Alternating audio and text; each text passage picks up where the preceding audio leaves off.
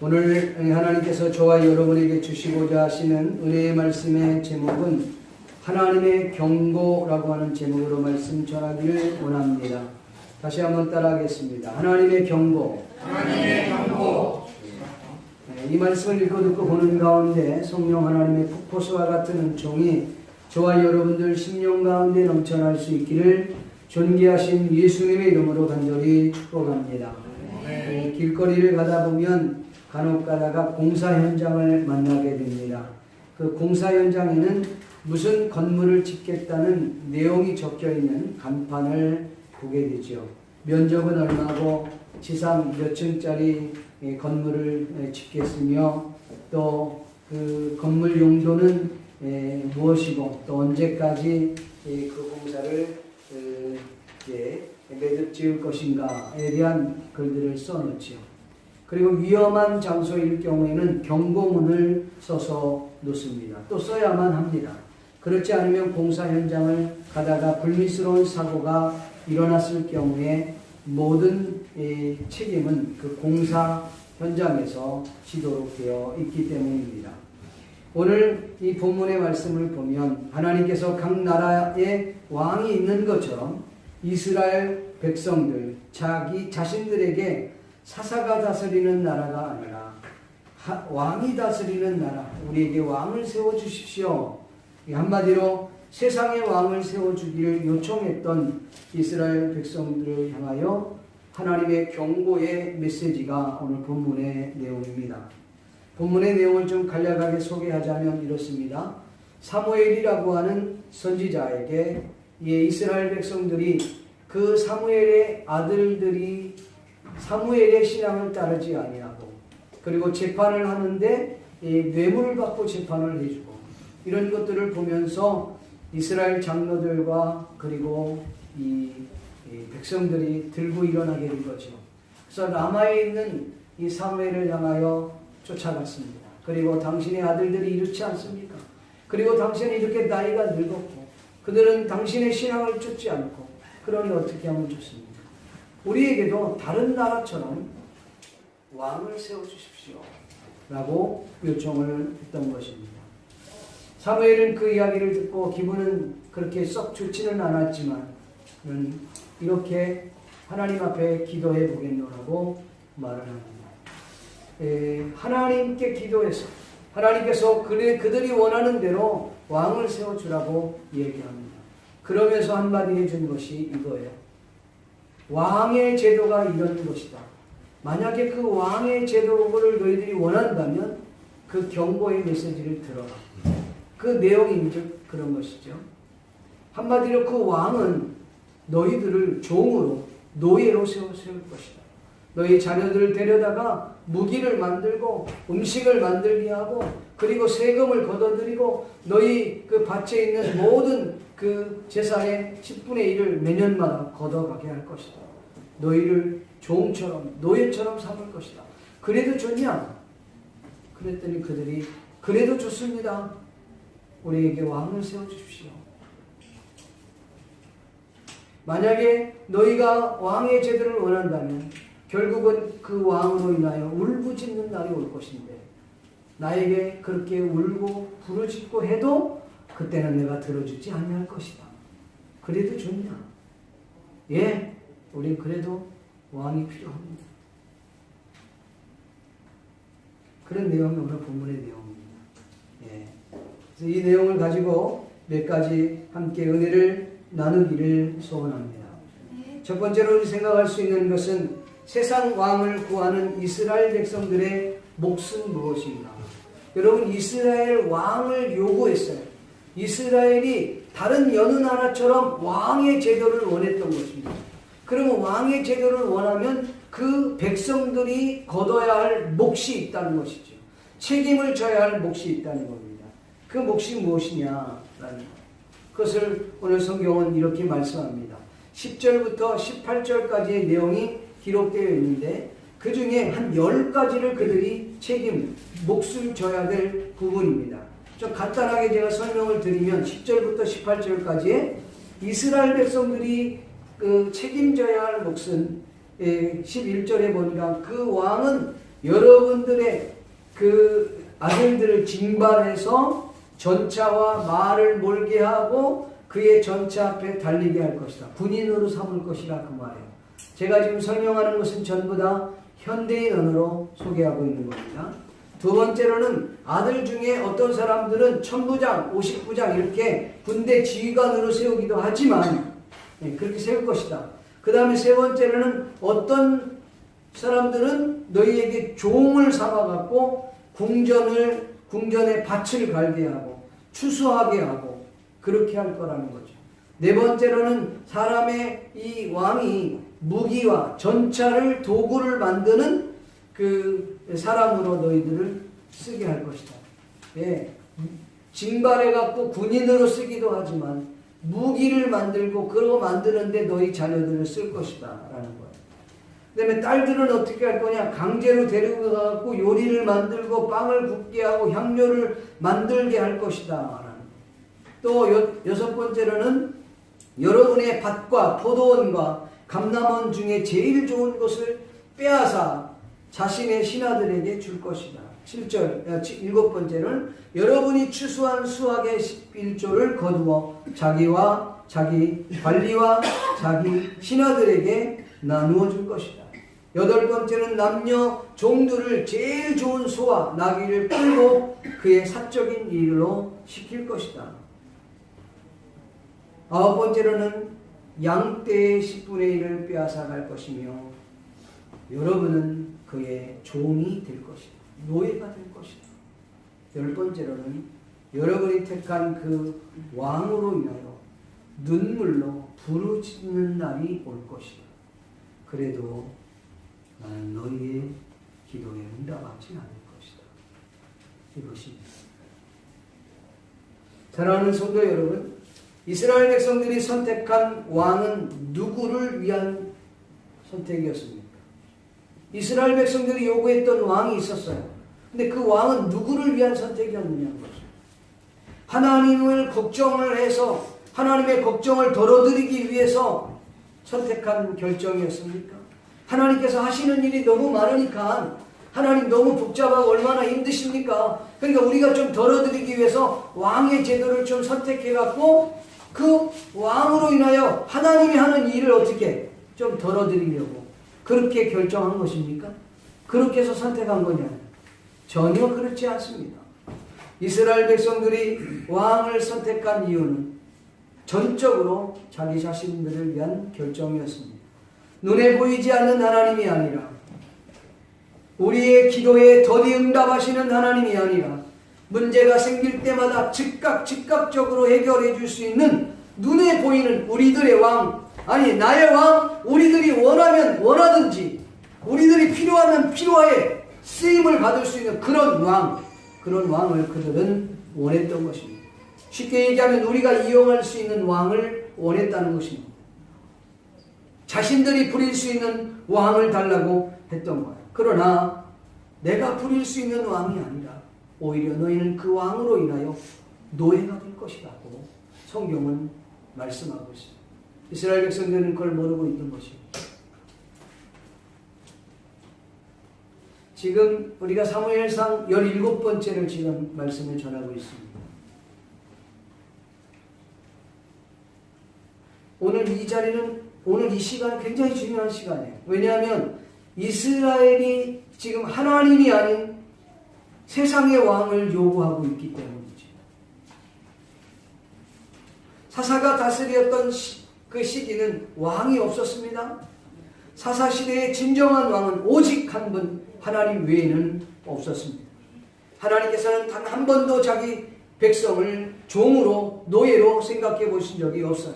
자기 백성들을 하나님의 도구로 사용해 보신 적도 단 한 번도 없으십니다. 오히려 그 하나님께서는 자기 백성들을 위해서 자신이 가장 아끼는 독생자 예수 그리스도를 아낌없이 이 땅에 보내주신 분이십니다. 그분이 이 땅에 오셔서 저와 여러분을 위하여 십자가에 못 박혀 죽으심으로 말미암아 우리의 죄 문제를 해결해 주시고 우리의 인생의 문제를 해결해 주신 예수 그리스도인 줄로 믿습니다. 그 예수님을 죽이기까지 하셨던 분이 바로 저와 여러분을 그렇게 사랑하신 하나님이셨다는 것입니다. 근데 그 하나님을 버리고 그 하나님을 무시하고 그 하나님을 거부하고 그들은 세상의 왕을 요구했다는 것입니다.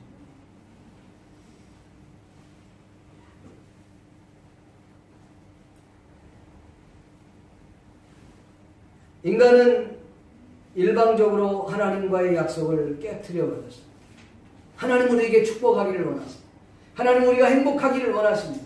하나님은 하나님과 우리가 서로 교제하며 교통하기를, 소통하기를 원하시는 하나님이십니다. 그런데 우리 인간이 하나님과의 계약을, 약속을 일방적으로 파괴함으로 말입니다. 우리 인간의 이마에 땀을 흘려야 하고, 저와 여러분이 삼시세끼 밥을 먹긴 하지만 그렇게 힘들게 어렵게 일을 하면서 땀을 흘리며 밭을 갈며 여러분 노동의 대가를 치루어야 하는 그것이 바로 여기에 있는 것입니다. 사랑하는 성도 여러분, 인간 스스로가 행한 일에 대해서 그 대값을 반드시 지불해야 한다는 사실을 오늘 이 본문을 통해서 우리는 알게 됩니다. 내가 저지른 일에 대한 대값을 다른 그 어느 누구가 대신 져줄 수 없어. 이스라엘 백성들이 하나님을 버리고 세상의 왕을 선택하는 그것에 대한 대가가 이렇게 엄청났다는 거죠.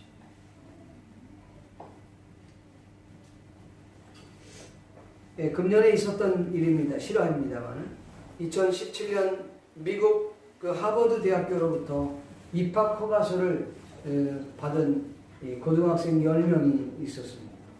그런데 돌연히 그 대학교에서 입학 허가를 취소하는 일이 10명에게 주어졌습니다.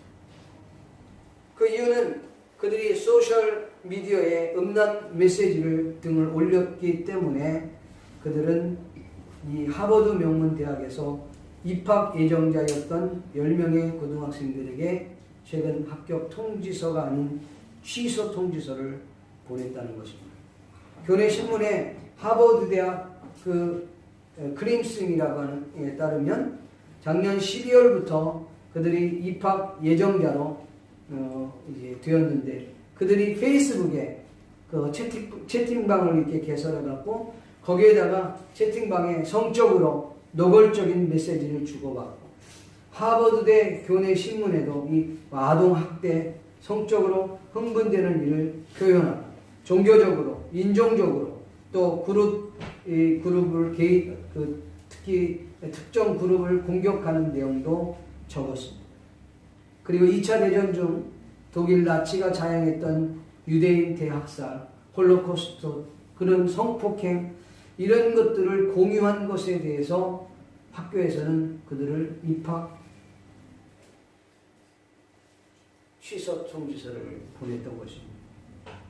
네, 지난 4월 이 사실이 이제 학교 안에서 문제가 됐고 그 페이스북에 올렸던 것이 결국 문제가 되어서 이렇게 통보를 한 것입니다.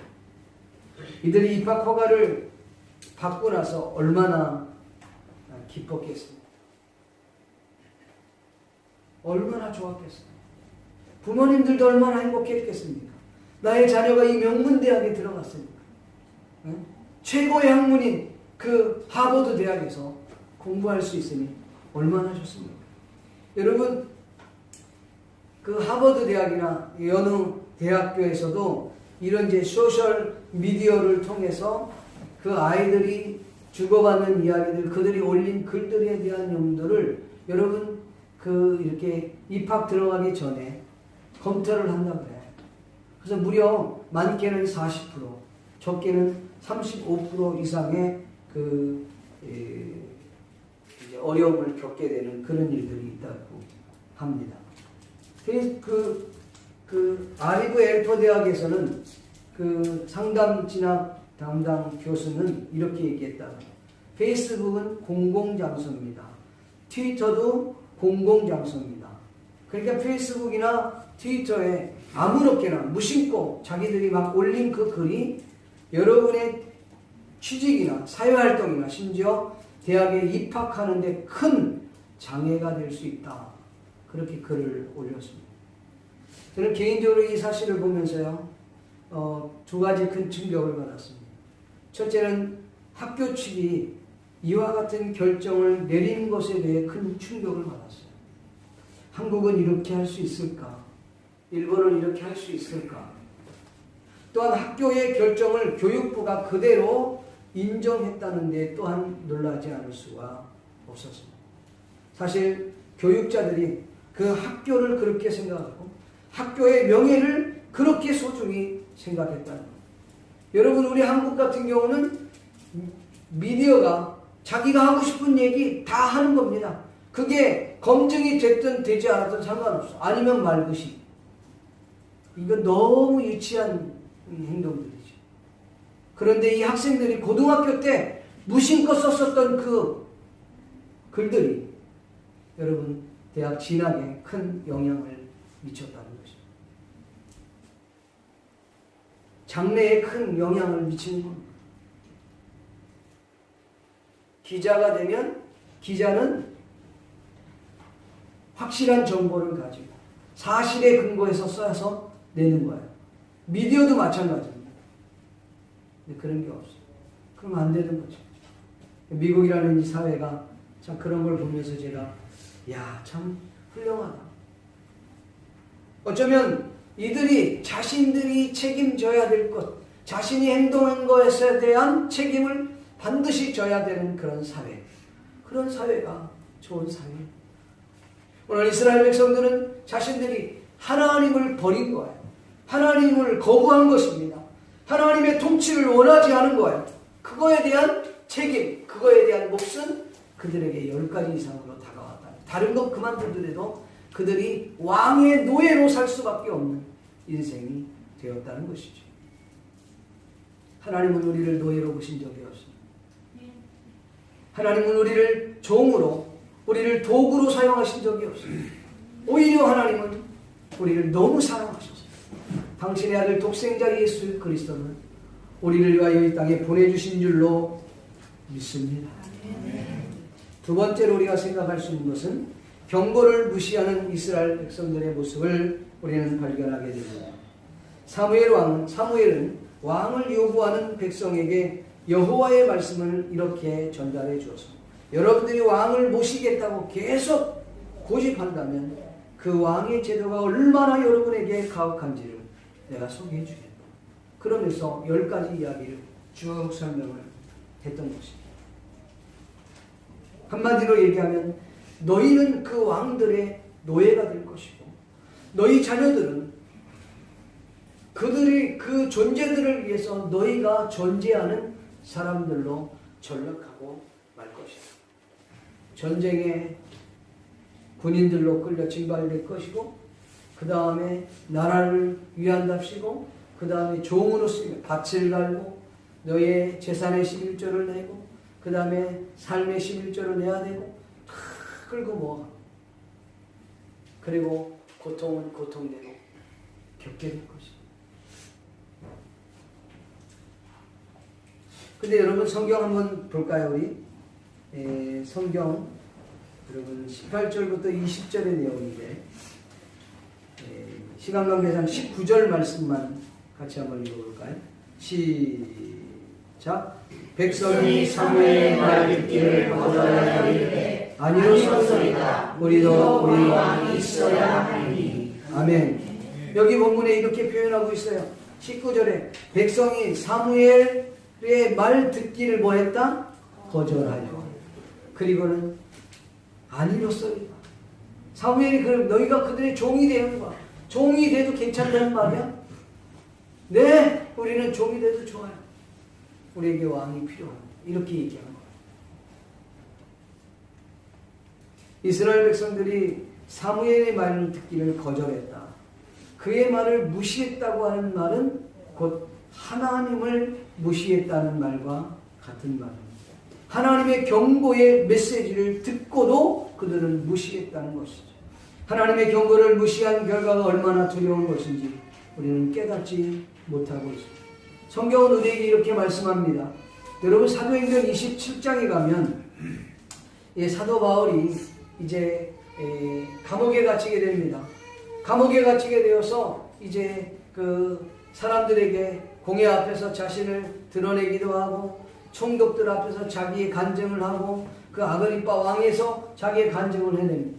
그리고 그가 상소를 하게 된 거예요. 근데 상소를 하는데 누구한테 상소를 했냐면 바울은 로마 시민권자이기 때문에 나는 로마 황제인 가이사에게 상소한다 이런 거예요. 그러니까 총독 그다음 왕들이 자신들이 아무리 재판을 하려고 해도 결국은 누구에게야? 결국은 가이사에게 상소를 했기 때문에 가이사에게 가야만 하는 거예요. 그래서 하는 수 없이 이제 로마로 가야 하는 상황이 되었어요. 그래서 황제 가이사에게 상소했기 때문에 로마로 보내라. 그래서 이제 로마의 그 황제 소속에 있는 장군 중에 율리오라고 하는 백부장에게 사람을 넘깁니다. 그리고 간단하게 말하면 이 율리오는 사람들 군인들을 데리고 그리고 죄수들을 바울 이하 여러 명의 죄수들을 데리고 그 다음에 쭉 갑니다. 가서 그가 어디로 가냐면은 구브로 해안을 지나서 쭉 지나갔고 결국은 루기아라고 하는 무라시라는 곳에 가서 로마로 가는 알렉산드리아 배에 사람 276명을 태워서 가게 됩니다. 276명을 태워갖고 가게 되는데 그곳에 가면서 이제 미양이라고 하는 곳에까지 배가 이제 도착을 해요. 근데 풍랑도 있고 여러 가지 좀 어려움이 있으니까 이걸 어떻게 하면 좋을까. 근데 바울 사도가 이렇게 얘기합니다. 이번 항해는 그렇게 순탄한 항해가 되지 못할 것 같습니다. 지금은 이제 금식하는 시기도 지났고 그랬기 때문에 지금 출발하는 것은 아무래도 안 좋을 것 같으니까 출발하지 마십시오. 지금 출발한다고 하면 배의 손상뿐 아니라 여러분의 화물과 여러분의 재산의 손해 여러 가지 심지어는 사람의 생명에까지 위협이 있을 수 있으니 차라리 가지 마십시오. 좀 시간을 벌어서 그 다음에 미풍이 있을 때 그리고 갈 수 있는 그 시기 때 가는 게 좋겠다. 그렇게 얘기를 했어요. 근데 율리오라고 하는 백부장이 그걸 가만 듣고 있다가 바울의 말을 신용을 할 수 없는 거예요. 왜냐하면 바울은 어떤 사람이에요? 바울은 그냥 공부만 했던 사람이에요. 그러니까 그 사람은 바다에서도 모르고 배에 대해서도 아무것도 모르는 사람이에요. 그러니까 율리오가 생각하기를 선장을 불렀습니다. 그리고 배 주인을 불렀어요. 선장과 선주를 불러갖고 야 이거 지금 이런 상황인데 우리가 로마로 지금 갈 수 있겠냐? 그랬더니 그들이 생각하면서 시간을 벌기 위해서라도 지금 출발하지 않으면 안 됩니다. 그러니까 선장 너는 어떻게 생각해? 선주 너는 어떻게 생각해? 그랬더니 이 정도 바람 정도면은 충분히 항해할 수 있지 않겠습니까? 그냥 가도 괜찮지 않을까 저는 생각을 합니다. 주변의 사람들도 시간 벌기 위해서 갑시다. 이렇게 주장을 해야 되는 겁니다. 백부장 율리오는 그 얘기를 듣고 그러면 로마로 출발하자. 그렇게 결정하고 출발하게 됩니다. 성경에는 이렇게 이야기하고 있습니다. 백부장 율리오가 바울의 말보다 선장과 선주의 말을 더 따랐다. 우리 지금 개혁 성경에는 이 선장과 선주의 말을 더 믿었더라. 이렇게 기록하고 있습니다. 그리고 출발을 합니다. 출발을 해서 얼마 지나지 않아서 유라굴라라고 하는 광풍을 만나게 됩니다. 엄청난 배의 손해를 보죠. 나중에는 배가 다 부서져서 사용 불가능. 배가 완전히 유실되고 화물은 다 유실되고 그리고 자신의 재산도 다 피해가 보고 심지어 겨우 생명만 살아나게 돼요. 그 어려운 위기 가운데 있을 때 바울이 하나님께 기도하는 하나님께서 걱정하지 마라. 사람의 생명에는 문제가 없을 테니 하나님의 음성을 들려줘요. 그 사람들에게 설명합니다. 여러분 죄수들 도망갈 수 없습니다. 그러니까 이들을 죽이지 말고 그냥 내버려 두십시오. 다 살아날 수 있도록. 하나님 내게 말씀했습니다. 재산에게는 손해 있을 수 있지만 사람의 목숨에는 손해가 없으니 그냥 이렇게 하십시오. 그래서 남아있는 것들을 다 먹고 버티다가 결국은 배 다 부서지고 배 조각 부서진 거를 붙잡고 결국 도망 나온 데가 멜디레라고 하는 섬입니다. 이 멜디레라고 하는 섬에 도착해서 그들이 목숨을 건지게 됩니다. 여러분 지금도요 배 한 척이 얼마 정도 되는지 압니까? 이거 한 300명 정도 타는 배라고 생각해 보세요. 그냥 뭐 1, 2천만 원 정도 되는 거 아니에요. 제가요 31인승 되는 버스를 한번 알아봤어요. 아니 살라 그런 건 아니고 그냥 알아만 보려고. 그래서 야 이거 얼마 정도 되냐? 31인승이에요. 31인승인데 3천만 원에 만나요. 딱 3천만 원. 아 3천만 원이요? 얼마 안 되네. 그러니까 봤어요. 3천만 원.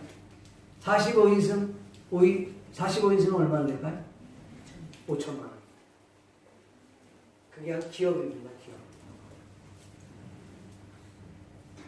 배 300명 타는 배는 얼마 정도 될까요? 수천억이 되는 거예요. 수천. 지금으로 환산해서. 수천억. 그러니까 재산의 손해는 말할 것도 없고 자신이 가지고 있는 개인적인 그 손해도 이루 말할 수 없습니다. 그리고 그 며칠 동안 열흘 넘도록 그냥 먹지도 못하고 자지도 못하고 그들이 그 고생했던 거는 이만저만한 게 아니에요. 그 고생은 고생대로 다 하고 돈은 돈대로 다 잃어버리고 재산은 재산대로 다 낭비하고 배는 배대로 다 깨져버리고 그리고 온 것이 멜리데 셈이라는 것이죠. 여러분 바울 사도의 말을 듣지 아니하고 그들은 선장과 선주 전문가의 말을 듣다가 이렇게 됐어요. 다른 말로 얘기하면 하나님의 말씀을 듣죠. 아니 바울 사도의 말을 듣지 않았다고 하나님 말씀 안 들었다고 말할 수 있느냐? 그럴 수 있어요. 그러나 여러분 뒤에 성경 뒤쪽 사도행전 27장 뒤쪽을 전체적으로 보면 바울 사도는 끊임없이 하나님과 교통했던 사람이었어요. 그래서 그가 이후에 하나님의 은혜를 입고 하나님께서 말씀하셔서 전달한 메시지도 있지만 그 말씀을 전하기 이전에도 가지 말라고 했던 것도 하나님과 교통이 있었던 사람이었기 때문에 가지 말라고. 근데 그들은 전문가의 의견을 더 소중히 여겼어요. 결국은 상식적으로는 전문가의 의견을 따라야죠. 영적인 부분에 있어서 여러분 전문가의 의견을 따르다가 결국은 이런 큰 손해를 보게 되었다는 것입니다. 사랑하는 성도 여러분, 저와 여러분이 사업을 해도 하나님의 소리에 귀를 기울일 수 있기를 바랍니다. 여러분이 가정을 꾸려가도 주님의 음성을 들을 수 있기를 바랍니다. 여러분이 무슨 일을 하든 어느 곳에 가든지 하나님의 음성을 듣고 하나님의 도움을 구할 수 있는 저와 여러분이 되기를 바랍니다. 나 주의 도움 받고자 아멘. 나 주의 도움 받고자 주님의 도움 없이는 내가 살 수 없습니다. 하나님의 뜻이 그렇다면 하나님의 말씀이 그렇다면 내가 가겠습니다. 하나님의 뜻이 그렇지 않으면 나는 스탑하겠습니다. 그런 마음을 저와 여러분이 가져야 될 줄 믿습니다. 하나님의 음성이 들려질 때 그 음성을 듣고 순종할 수 있는 저와 여러분이 될 수 있기를 주의 이름으로 축복합니다. 제가 우리 교회 밴드에다도 잠깐 올려놨습니다만은 지난번에도 한번 소개시켰습니다. 예수님과의 만남이라고 하는 기독교 영화가 있습니다. 저는 그걸 2번을 봤어요. 이번에 설교하면서도 한 번 더 봤어요. 아 정말 은혜가 되더라고요. 그 첫 번째 볼 때하고 두 번째 볼 때 훨씬 더 은혜가 돼요. 왜냐하면 그 문구를 전부 다 아주 꼼꼼히 씹어서 보니까 아 너무 큰 은혜가. 이 예수님과의 만남이라고 하는 것은 그 내용이 이렇습니다. 대충 얘기하면 어느 날 날씨가 아주 궂은 날이어서 막 천둥번개가 치고 곧 막 비가 쏟아지고 큰 폭우가 있을 것 같은 그런데 어느 그 마을 쪽으로 지나가는 차들이 쭉 있어요. 근데 하나님은 계획하셔서 그들을 주님께로 돌아오게 하기를 원했던 것입니다. 그래서 그들이 지나가는 그 길거리에 조그마한 식당이 하나 있었어요. 그 차로 된 식당인데 그 식당이 이 이름이 뭐냐면 마지막 기회 식당이라고 하는 식당이에요. 그 지배인 내지는 그 셰프가 그 요리사가 누구냐면 예수님. 이름이 지저스. 근데 그들이 그냥 지나가는 거야. 그래서 지나가는데 가다가 보니까 공사 중 지금 지나갈 수 없음 이렇게 돼 있는 거야. 아니 여기 지금 이쪽으로 가지 않으면 안 됩니다. 그랬더니 지금 폭우가 올 것으로 예상하고 여기는 지금 못 들어가게 돼 있다. 뭐 딱 스탑을 하고 경찰에 딱 서가. 못 들어갑니다. 돌아가십시오. 근데 맨 마지막에 왔던 한 자매가 지나오다가 마지막 식당, 마지막 기회 식당을 본 거예요. 앞에 있었던 사람들은 못 봤는데.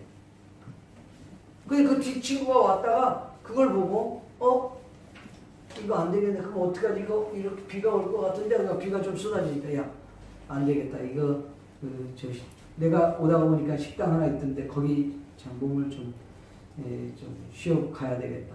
그러니까, 앞에 있는 사람이, 너 우리 그 식당이라는 걸 본 적이 없는데, 내가 봤다니까? 날 따라오라고.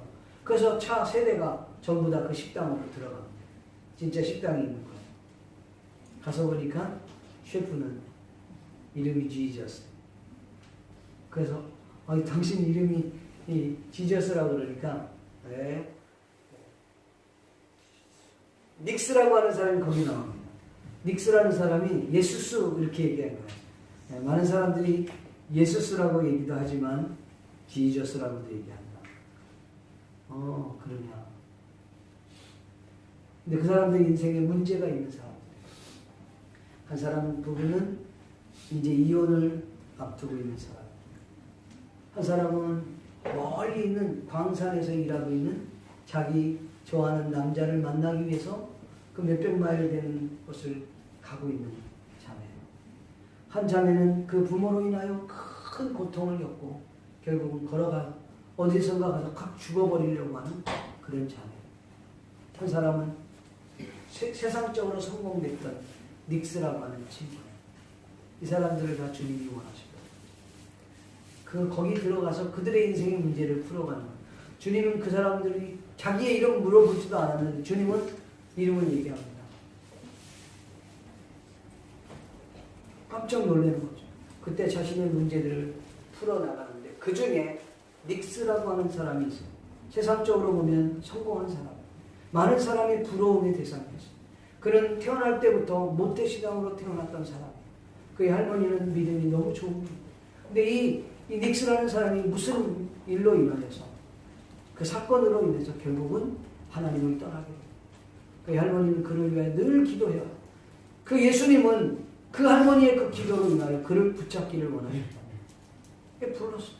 불렀는데 그는 여전히 하나님 말씀은 너무 잘 알아요. 그러면서 여전히 성경 말씀을 배척하고 주님의 콜림 앞에 그들을 계속 거부하는 모습을 보게 돼요. 결국 내용은 이 닉슨이라고 하는 친구는 결국은 예수님의 말씀에 불응하고 가다가 교통사고로 세상을 떠나고 나머지 사람들은 예수 그리스도를 영접하고 새로운 인생을 사는 그런 내용의 이야기입니다. 난 여러분에게 한번 추천하고 싶습니다. 전 2번 봤어요. 여러분, 그 닉이라고 하는 친구가 결코 주님을 거부해서 인생이 제대로 되는 사람은 없어요. 하나님의 음성을 듣고 그 말씀에 순종할 수 있는 저와 여러분이 되기를 바랍니다. 이스라엘 백성들은 하나님, 그렇게 좋으신 하나님, 그렇게 우리를 사랑하셔서 당신의 아들 예수 그리스도를 우리에게 보내주신, 여러분 사사가 누굽니까? 사사는 하나님이 보내주신 하나님의 종이에요. 그거를 구약에서는 사사지만 신약에서 지금으로는 예수 그리스도를 상징합니다. 그런 거부입니다. 우리는 사사를 원치 않아요. 눈에 보이지 않는 하나님을 원치 않아요. 우리의 기도에 덜이 응답하시는 하나님은 원치 않습니다. 나의 가려운 등어리를 긁어줄 수 있는 왕이 필요해요. 라고 이야기하는 것입니다. 의외로 여러분 예수 믿는 사람들이 자신이 원하는, 자신의 말초신경을 원하는 그것만을 추구하는 사람. 우리는 세상 것을 추구해요. 세상의 브랜드를 추구합니다. 내가 좋아하는 것만 추구해요. 하나님은 그걸 원치 않는데.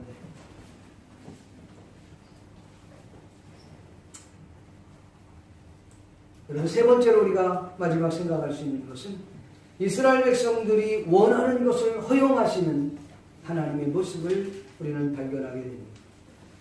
하나님께서는 인간을 만드시고 사랑하시고 인간들이 행복할 수 있도록 놀라운 계획을 준비해 주셨습니다. 하나님께서 인간에게 주신 축복이 많이 있지만 그 중에 가장 큰 축복이 있다면 그것은 바로 자유의지라고 할 것입니다. 하나님께서 만드신 만물을 다 만드시고 우리 인간에게 자유의지를 줬어요. 그리고 자유롭게 자신의 의지로 하나님을 사랑하고 섬기고 하나님께 감사하고 그 하나님께 영광을 돌릴 수 있도록 우리에게 자유의지를 주셨다는 것입니다. 하나님이 오히려 우리를 다루려면 그냥 기계적으로 우리를 로봇처럼 만드시면 편합니다. 로봇은 생각이 없어요. 로봇은 생각이 없어요. 전에 제가 차를 탔는데 그 일본 분이세요. 제가 이제 그 뒷좌석에 탔는데 이 와이프는 한국 분이신데 되게 순진한 분이에요. 근데 이분이 자기 차를 끌고 가면서 이제 그걸 잘 아는 거예요. 잘 아는데 자기 내비게이션하고 얘기를 하는 거예요. 나올 때쯤 되면 얘기를 하는 거예요. 딱 타자마자 시동을 딱 걸고 그 다음에 내비게이션한테 그러는 거예요. 와요. 그러니까 와요. 내비게이션 이렇게 인사를 해주는 거예요. 그럼 깜짝 놀라는 거야, 와이프가. 그러는 거예요. 그리고 딱 뭘 누르고 난 다음에 출발을 하면서 쭉 가다 보니까 몇 미터 방면에 뭐 오른쪽 뭐 그러잖아요. 가기 전에 야 어디로 가야 되냐 했더니 그 바로 얘가 해주는 거예요. 몇 미터에서 가라는 거예요. 오케이 아리가또 이렇게 하는 거예요. 그러니까 와이프 깜짝 놀라서 기계가 말을 다 하는 거예요. 당신 얘기를 듣고 해주는 거예요. 그랬더니 요새 아주 좋아. 듣고 그렇게 얘기하는 줄 아는 거야. 뒤에서 막 웃었어요. 저도 운전을 하니까. 여러분 기계는 시키는 것만 생각하지 못해요. 말하지 못해요. 하나님 우리를 로봇처럼 만들었다면 오케이 편하지. 하나님은 그렇게 원하지 않으세요. 자유의지를 주십니다. 여러분 어린아이가 부모님을 너무 사랑해요. 너무 좋아. 그래갖고 부모님을 사랑하고 존경하고 너무 좋아서 그 부모님에게 순종하는 거고 부모님이 딱 늘 야구방망이 딱 들고 이렇게 오늘 이거 숙제해. 근데 안 하면 얻어 터지니까 야 오늘 했어 안 했어? 아니 일이 많아갖고 뭐 나와 뻗쳐 5대 막 후드럽게 패. 그럼 너무 아프니까 다음에는 해요 안 해요? 하는 거죠. 군대는 다 그런데 폭력을 쓰고 억압을 하고 그렇게 해서 하는 순종은 오래가지 못합니다. 칼로 일어서는 사람은 칼로 망한다. 왜? 힘이 나보다 더 센 사람이 나타나면 결국은 힘에 의해 제압을 받는 거예요. 하나님은 그런 걸 원치 않으세요. 하나님은 자유의지를 가지고 자발적으로 하나님을 사랑해서 그 하나님을 섬기는 것을 그 하나님께 감사하는 것을 원한다는 사실. 믿기를 주님의 이름으로 축원합니다. 인간은 자유의지로 올바른 선택을 할 수도 있고 그릇된 선택을 결정할 수도 있습니다. 그때마다 인간이 잘못된 선택을 했으니까 하나님께서 너는 이렇게 돼야 돼. 너는 망하지 않으면 안 돼. 너는 얻어 터져야 돼. 이렇게 말씀하시는 하나님이 아니십니다. 하나님의 택한 자녀라면 반드시 그 하나님께서 원하는 것만 결정할 수 있느냐? 또 그런 것만도 왜요? 우리 인간에게 자유의지를 주셨기 때문에. 인간이 잘못된 선택을 했을 때 하나님께서는 그것에 대한 책임 또한 인간이 지도록 허락해 주셨습니다. 오늘 본문 21절 22절 말씀해 보니까 이렇게 기록되어 있습니다. 같이 한번 읽어볼까요? 시작. 사무엘이 백성을 가지고 여호와께 아뢰되 여호와께서 사무엘이 이르시되 그들의 말을 들어 왕을 세우라 하시니 사무엘이 이스라엘 사람들을 이르되 너희가 각기 성으로 돌아가라 하니라. 아멘. 사무엘 선지자는 이스라엘 백성들이 왕을 요청하는 소리를 듣고 하나님께 기도합니다. 그런 생각을 하기를 하나님 기뻐하지 않을 거야. 분명히 이것은 너나가지 않을 것이야. 그렇게 생각하고 기도했을지 모르겠습니다. 의외의 대답입니다. 하나님께서 그리하라고 허용했다고 하는 사실. 이 내용은 하나님께서 어쩔 수 없이 허락하신 내용임을 우리는 알 수가 있습니다. 마치 어린아이가 그 부모에게 땡깡을 피면서 울며 불며 나 이거 안 하면 밥 안 먹어 이렇게 하면 어쩔 수 없이 그것이 힘들고 어렵고 위험한 일이라 할지라도 주는 그런 부모가 있듯이 하나님께서 대신 그로 인하여서 고통을 겪고 어려움을 겪고 결국은 그 경험을 통해서 주께로 돌아오지 않으면 안 되는 상황으로 주님을 만드십니다. 결국 이스라엘 백성들이 그 경험을 통해서 그 고통을 통해서 하나님께 부르짖게 되는 것입니다. 그로 인하여 그들이 이렇게 생각하는 거죠. 맞아. 성경 말씀이 옳았어. 주님 말씀이 옳았어. 내가 틀렸던 거야. 내가 세상으로 가지 말았어야 했는데 내가 갔던 것이 잘못된 것이었어. 하고 깨닫고 주께로 자발적인 마음으로 돌아오는 것을 원하십니다. 그래서 주님은 기다리십니다.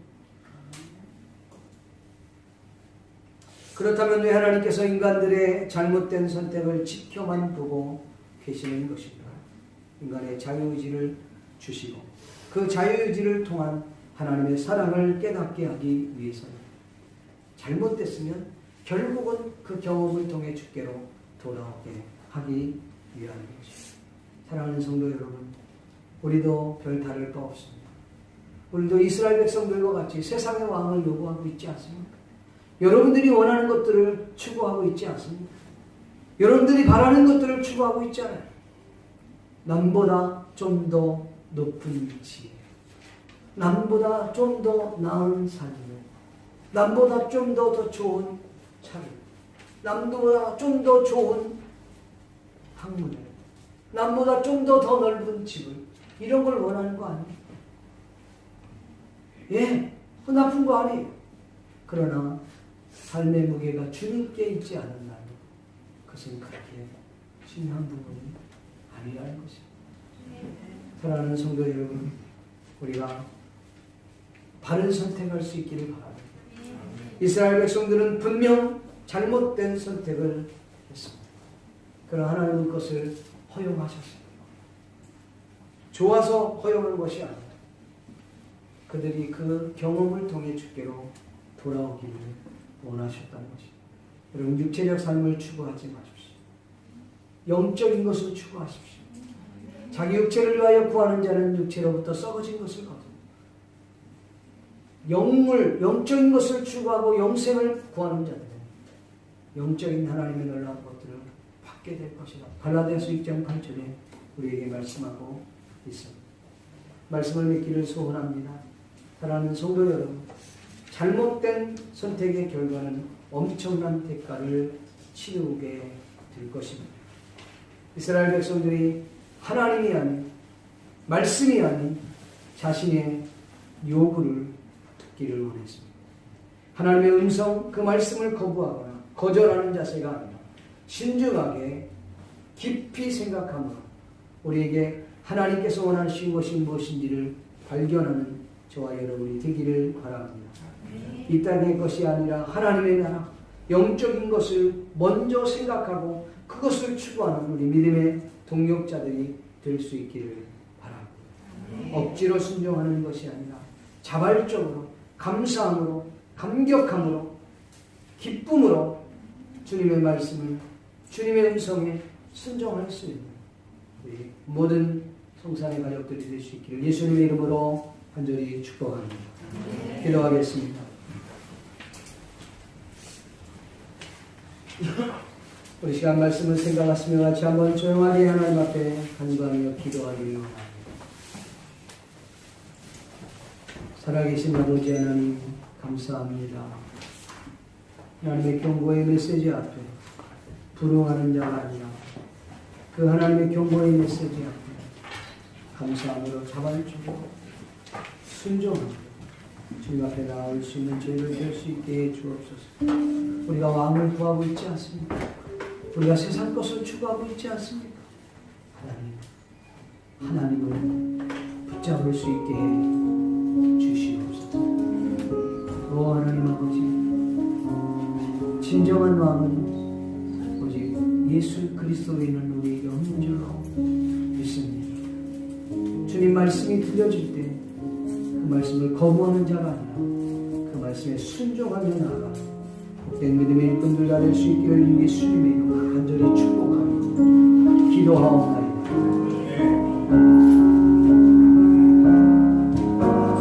말씀하시며